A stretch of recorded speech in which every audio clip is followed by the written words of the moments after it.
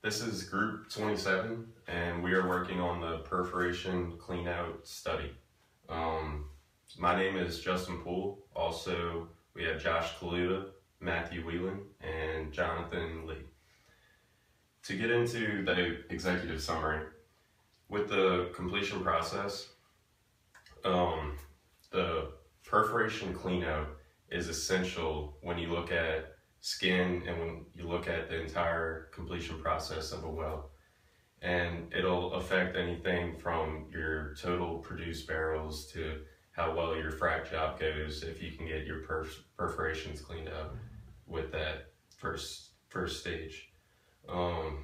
Shell's completion and well intervention team, their CWI group, has given us the task with identifying the best means to clean out the perforations for the wells process, for the completion process. We'll be looking into various techniques including underbalance perforating, overbalance perforating, back surging, and using propellant sleeves to figure out which method is the most effective and the most cost efficient. We will not be looking into anything to do with acid jobs in relation to perforation cleanout. Our mentor understands that this is part of the process, but he has given us the leeway of not including this in our study. Although a conclusive answer may be difficult to reach in this kind of study with how many wells have used all the different processes and trying to get the data for each different process and make decisions based on events that are happening down these well bores, and it's hard to figure out what's actually happening.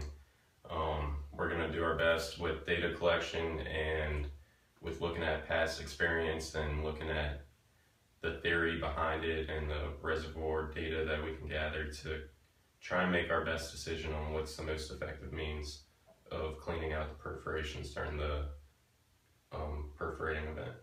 With our project purpose and justification, right now with Shell's CWI group, there's currently no best practice as to the most effective means of cleaning out the perforations. It'll come down to an engineer's decision based on past experience and whatnot. So they're trying to allow us to look at the facts, look at past experience, and identify the key players that make one process better than another for the particular situations, so that the engineers will be able to use our study to help them with their well planning process. That moves into the business need case.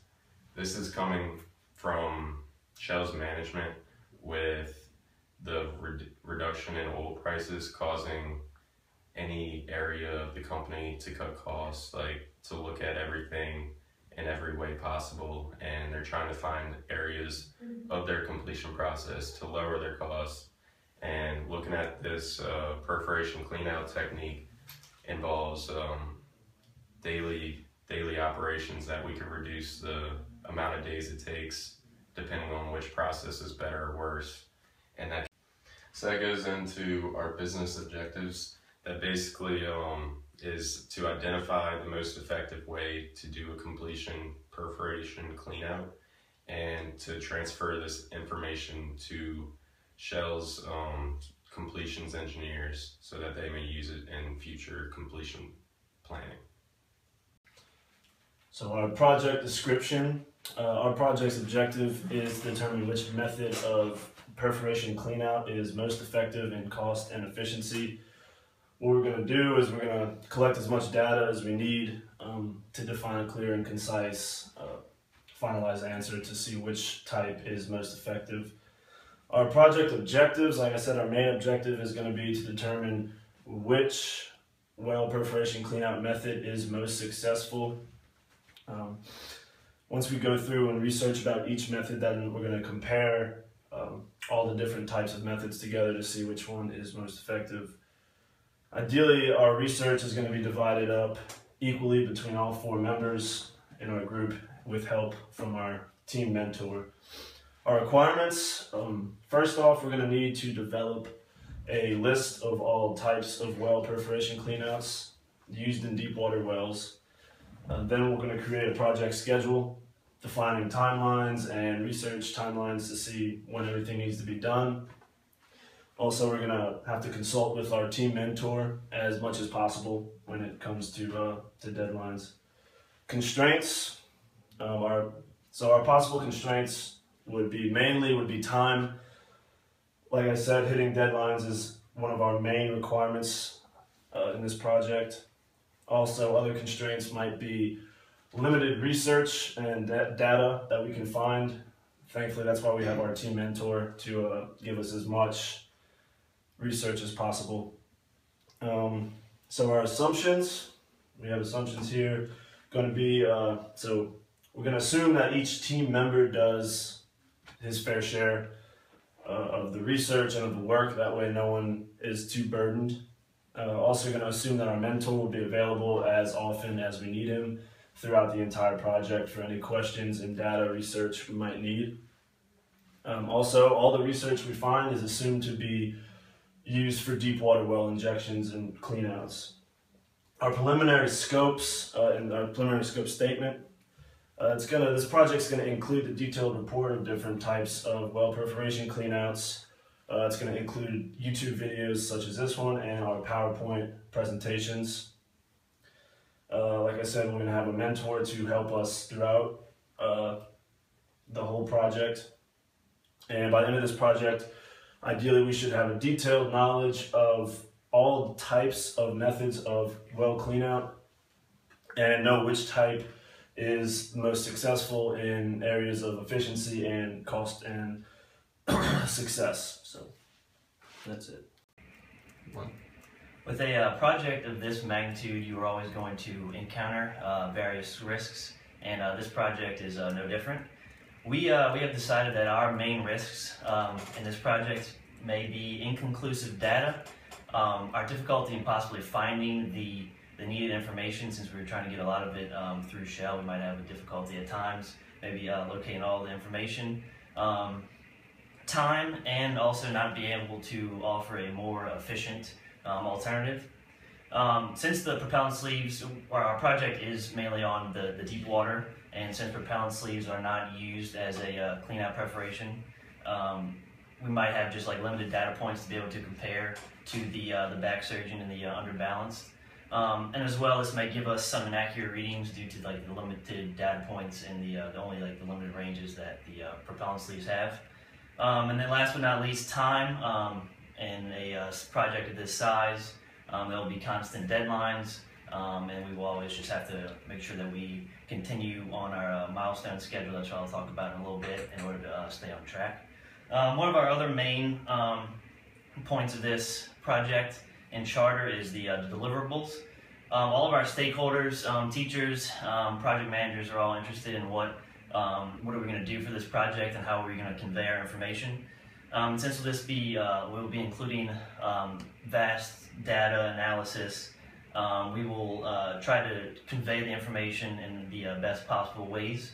We have decided that creating various YouTube videos, some PowerPoint presentations, charts, logs will be the easiest way to go about showing our information in a legible and easy manner. And then, like I said, time might be a risk, so we have created our summary milestone schedule. We just started the project a few weeks ago, and our first main milestone was this charter video and paper, and we are on track to complete that in time. We will have various meetings with our project managers throughout the semester to make sure we're on track. Then we have a progress charter or a progress presentation in the middle of the semester to make sure that we're still doing all the necessary things we need to do. And we have to make sure that we're ready to make sure to turn in the project management plan come December. Our summary budget is how we're going to manage the amount of money we spend on our project. We're currently going for a very low budget project. That's going to be mostly built on data analysis and research. We're going to spend most of our time studying well perforations and well cleanouts. The data will mostly be given to us from the Shell Deepwater CWI team, and that information will be provided to us from our project manager for free. This will allow us to do our research at low risk to both the company and ourselves without making any major investments. So our current budget is projected to be very small at the moment. Project approval requirements. Our project approval, in order to complete our project, we must analyze all available data given to us on the perforation cleanouts and Deepwater Gulf of Mexico wells. We'll look at each well and the method they use in the well and compare the well's production and its cleanout and what types they used, and try to determine a unanimous winner. We may in fact see a unanimous winner. We may find that one method works well in certain geological situations or some other type of scenario in which the data turns out to be inconclusive. However, in order to complete our project, we must look over each well and make our readings and record all the data. In time, if technology advances, we can update our data as it comes out, and we can learn the new method as it becomes more clear, the best method as it becomes more clear. Our project manager is Joseph Sabrday. He currently works at Shell Deepwater Drilling, and he will be providing us with all the information on the Shell's Deepwater wells. He will also provide us with any expertise and guidance he deems that we need. He will go over our weekly meeting minutes and ensure that we are staying on track and achieving our team goals. He'll provide us any help he can whenever it's possible, and will do his best to ensure that we get an excellent grade.